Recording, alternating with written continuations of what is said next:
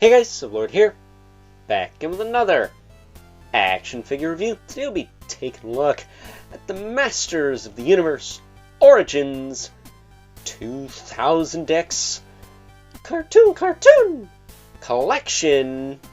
He-Man, the most powerful man in the universe! Universe! That's the type of echo sound effect you get on a free show, you ingrates. That said, this of course brought to us by the fine folks over at Mattel, and before I get too far ahead of myself, his only accessory is a power sword. Which is fine, but wouldn't it have been nice if it came with the shield and the axe too? Maybe we'll get a King Grayskull using this body that comes with those later on, but yeah, all you get for now is the power sword, which feels like it's got some crud on mine, but oh well. He also happens to have a chunk of burning schmutz right on the front of his belt there that I can't really do anything about, because if I do chip that off, it will probably chip the paint, so I don't want to do that. Did I just do it? Oh, I think I just chipped it off. It didn't take much, so hopefully there's just like a speck there. Whatever. But at any rate, that was the nail I messed up in the Ram Man reveal. I'm surprised I was able to do that. But it looks like 2000X He-Man, and that's cool. Ironically, the voice of Leonardo, Cam Clark, voiced 2000X He-Man. Little did anyone know back then that He-Man and Turtles would be crossing over in like 20 years. Was that a good idea exactly? I don't know. I'm still waiting on Origins too bad, so you tell me. But as far as He-Man's articulation goes, it's standard Origins fare. You can look up and down. You can tilt side to side a little bit. He's got a place on his back to store the power sword, which is not very hard to do. You just slip it in like that, and there you have it, sitting on his back. Granted, it looks a little big. Maybe I think it's supposed to be pretty big.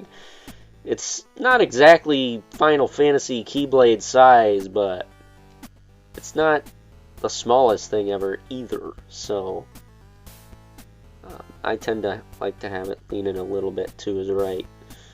But as far as the rest of his articulation goes, his arms can go out, can go back down, can rotate forward and back. Single jointed elbow that does have pretty good range with swivel. He's got two different gauntlets. That's kind of nice. And then he does have the appropriate hinge for holding stuff, but because of that, his one hand is a little longer than the other. So I kind of wish he had two. That way his hands matched. His waist can twist. He's got his little, is that a fanny pack there? A pouch on his pouch, as it were. And my He-Man stays together pretty well, but it looks like his belt is more in tune with his torso and is pretty widened out, so I don't think I have to worry about it splitting his torso apart unless I go to crank it all the way around, which I don't plan to do. His hips can kick out, back down, forward, back. He's got a swivel at the knee, single jointed knee, and then a swivel in the boot with a hinge in the foot and a rocker joint. So standard Origins fare again, but he's the most powerful man in the universe. What are you gonna do? Just stand him on a shelf and ignore him. Yeah, this is my He-Man. All right, this is how I envision He-Man. Something like that. You know, he looks more than Prince Adam took his clothes off, to say the very least. Which, no, I did not buy Prince Adam yet. Maybe. I'm on the fence. I did buy Zodak and, of course, Skeletor from that wave, but I have not pulled the trigger on Prince Adam just yet. So, with that being said, it's time now that we move right along and take a look at some size comparisons. First up, here is good old He-Man, the most powerful man in the universe. Universe. Okay, I'll cut it out.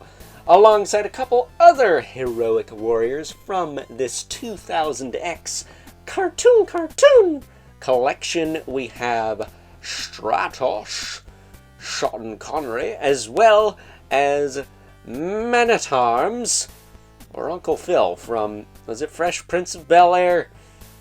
I don't know. I just know that the voice actor for this Man-at-Arms, you wouldn't think he'd be a voice actor for Man-at-Arms. Very interesting. Didn't he voice Shredder too at one point? Either way, that's funny. The OG Shredder voiced Man-at-Arms, and the OG Leonardo voiced He-Man. If Rob Paulson was in 2000X, it's game over. So, with that being said, of course, since these are origins, they scale quite nicely together. You know, none of them are supposed to be particularly bigger than their fellow heroic warriors, but it should be worth noting that Man-at-Arms does have a more unique body sculpt with added armor plating, which is cool, makes him unique, and makes him stick out from these two. But we'll talk about that more in his review. Stay tuned, because Stratos should be going up tomorrow. If everything goes according to plan, that is. Bringing in our two regulars, we got the Mythic Legion's Brother Mandibilith right here.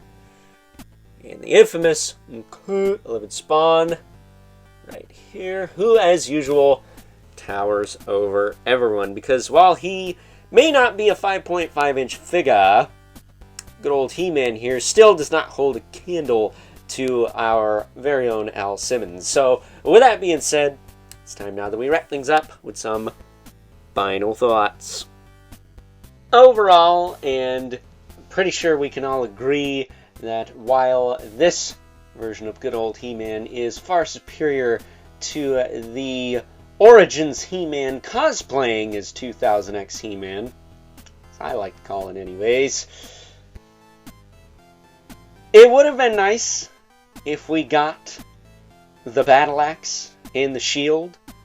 Granted, he didn't come with them all the time, but he used them often enough. And that's where I think this figure falls the most short, because Skeletor came with not only his Havoc staff, but also the sword that breaks in half. And He-Man just comes with a sword. Talk about having the upper hand. So, with that being said, hope you guys enjoyed this review. Until next time, catch you guys later.